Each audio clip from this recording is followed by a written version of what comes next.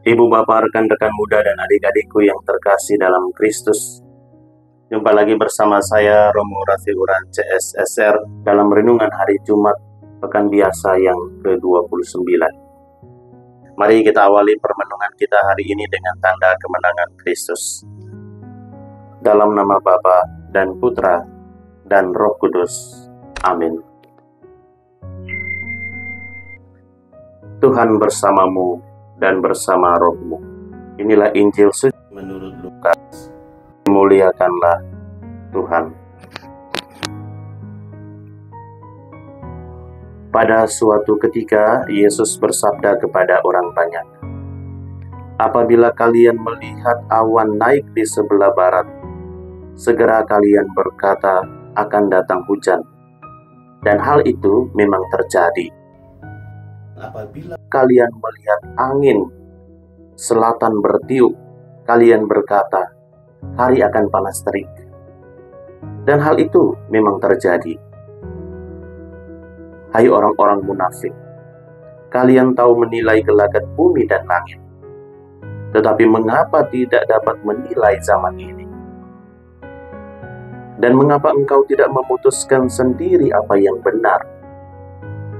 Jika engkau dengan lawanmu pergi menghadap penguasa, berusahalah berdamai dengan dia selama di tengah jalan. Jangan sampai ia menyeret engkau kepada hakim, dan hakim menyerahkan engkau kepada pembantunya, dan pembantu itu melemparkan engkau ke dalam penjara.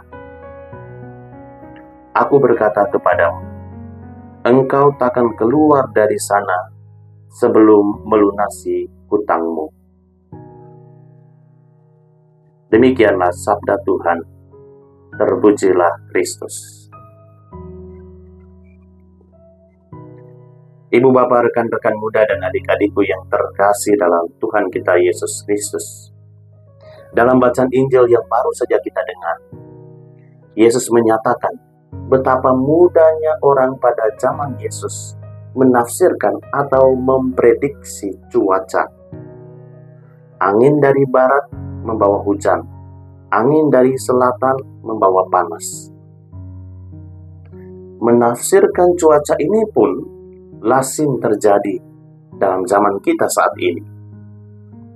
Perakiraan cuaca dari BMKG sering menjadi acuan kita, walaupun kadang tingkat akurasinya tidak 100%. Bahkan, kadang kita mencoba menafsir sendiri cuaca berdasarkan cerah dan tidaknya langit. Iklim sekarang itu sudah sangat jauh berbeda dengan iklim pada zaman Yesus.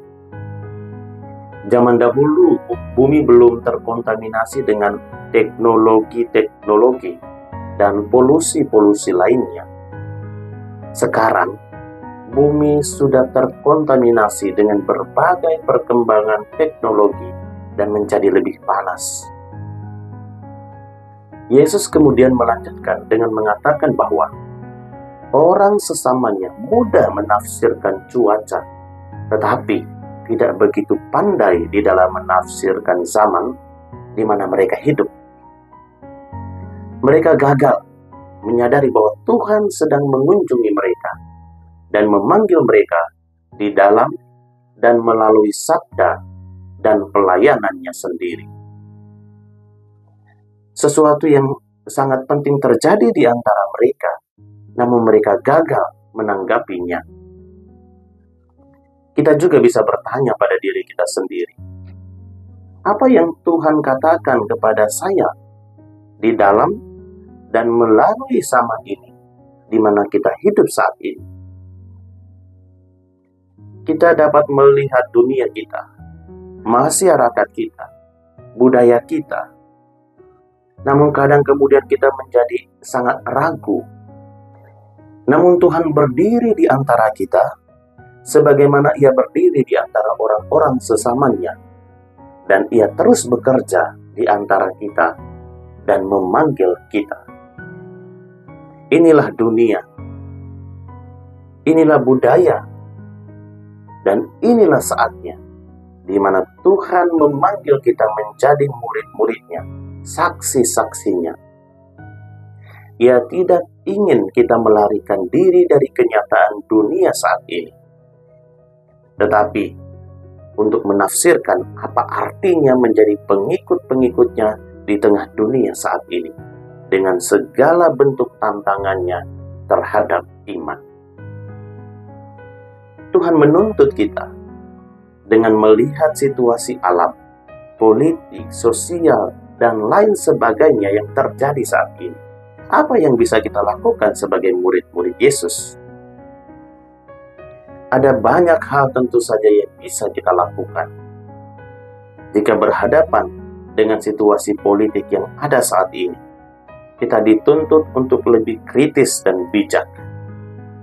Tidak mengikuti begitu saja tawaran-tawaran politik yang dapat menjerumuskan kita ke dalam dosa. Berhadapan dengan alam, kita dituntut untuk membantu menjaga kebersihan lingkungan, penghijauan, dan merawat bumi ini. Dan tentu masih ada banyak lagi contoh-contoh konkret yang bisa kita lakukan berhadapan dengan situasi zaman ini. Ibu bapak, rekan-rekan muda, dan adik-adikku yang terkasih dalam Kristus, panggilan Paulus dalam bacaan pertama dari surat Rasul Paulus kepada jemaat di Efesus hari ini tetap berlaku sampai saat ini. Di tengah zaman ini, kita pun dipanggil untuk menjalani hidup yang sesuai dengan panggilan kita sebagai murid-murid Yesus. Saling menanggung dengan penuh kasih dalam ketidakegoisan, dalam kelembutan dan kesabaran, melakukan semua yang kita bisa untuk memelihara kesatuan kita dengan sesama, dengan alam, dan dengan Tuhan. Mari kita berjuang bersama-sama untuk menciptakan kehidupan yang harmoni melalui jalan panggilan kita sebagai murid-murid Yesus. Tuhan memberkati kita semua. Amin. Ibu bapak, rekan-rekan muda, dan adik-adikku, segala usaha niat baik dan pelayanan pada hari ini senantiasa diberkati dengan berkat Allah yang Maha Kuasa, Bapa dan Putra dan Roh Kudus. Amin.